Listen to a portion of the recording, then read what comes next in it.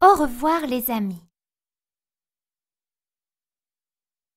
Le premier contact qu'eut Berthe Poule avec les cousines de Gertrude fut le meilleur. Un matin, dans un grand bruit d'ailes, les oies bernaches arrivèrent. Elles s'abattirent sur la ferme en un splendide tourbillon de plumes. Elles étaient gaies, enjouées, riant de la moindre anecdote, racontant leur fabuleux voyage, les pays traversés, les vastes mers, les glaces et icebergs du pôle, les ours blancs, les pingouins. Elles tenaient en haleine toute la basse-cour. Berthe Poule, le menton entre les mains, écoutait avec ravissement. Nous ne repartirons pas avant une semaine. Nous avons dévié de notre route. Nous devons nous reposer. Le voyage sera long et pénible, annoncèrent les bernaches. Berthe Poule en profita pour dire au revoir à tous ses amis. Elle partit dans la forêt pour voir le vieux chêne. « Je pars, je vais voyager, dit-elle. »« Et où vas-tu » demanda le chêne. « Ma première destination sera Paris, répondit l'enfant. Paris, dit-il rêveur. Tu connais lui demanda Berthe Poule. Non, mais j'ai souvent entendu les pigeons voyageurs, venant se reposer sur mes branches, parler de la tour Eiffel, de Notre-Dame, Montmartre et ses peintres, des musées, de Versailles. À ton retour, tu viendras me raconter ? Bien sûr, cria-t-elle en partant en courant.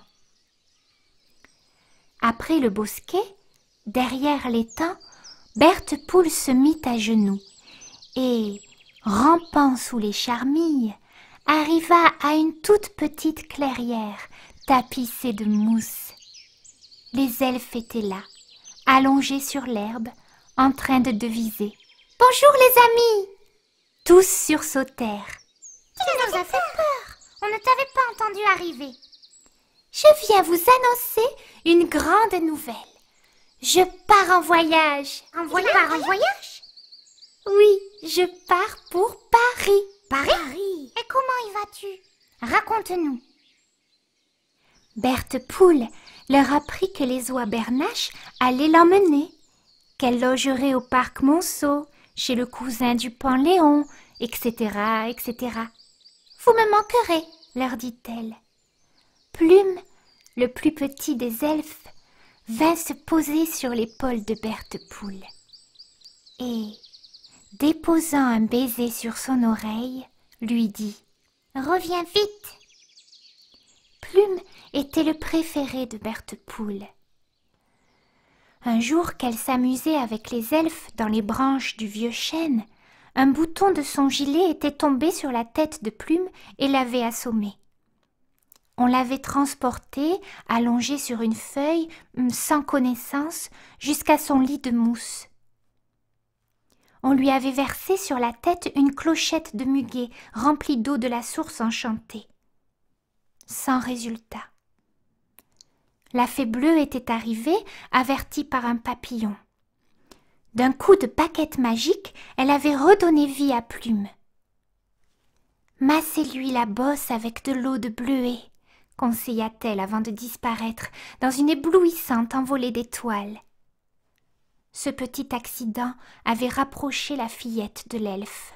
« À mon retour, ma première visite sera pour toi, et je te promets de te rapporter un souvenir. » Après avoir fait le tour de tous ses amis, papillons, libellules, coccinelles, accompagnée par les lapins et les mulots, elle alla dire au revoir à Rouletabille, la chouette. On l'avait surnommée ainsi car elle fermait toujours un œil et roulait l'autre comme une bille. « Rouletabille, descends !» lui cria Berthe Poule. « Mais qui me dérange à cette heure de la journée ? »« C'est moi !» répondit l'enfant. « Tu sais bien que je n'aime pas que l'on me réveille le jour. »« Mais j'ai quelque chose d'important à te dire. Quand je dors, rien n'est important. S'il te plaît, je dois te voir avant de partir. De partir? Répéta la chouette en se secouant. Oui, je pars en voyage. Rouletabille, curieuse, se laissa tomber de son abri. Raconte. Après que Berthe Poule eut raconté où elle allait, avec qui elle partait, chez qui elle descendait, Rouletabille remonta sur son perchoir finir sa journée de sommeil. Berthe Poule, les jambes à son cou, repartit vers la maison. Babounette, la voyant revenir, lui dit « Tu en as mis du temps pour dire au revoir. Il est vrai qu'avec le nombre d'amis que tu as dans la forêt. » Berthe Poule sourit et prenant Babounette par la main lui dit « Rentrons, nous avons beaucoup de choses à faire avant le grand départ. »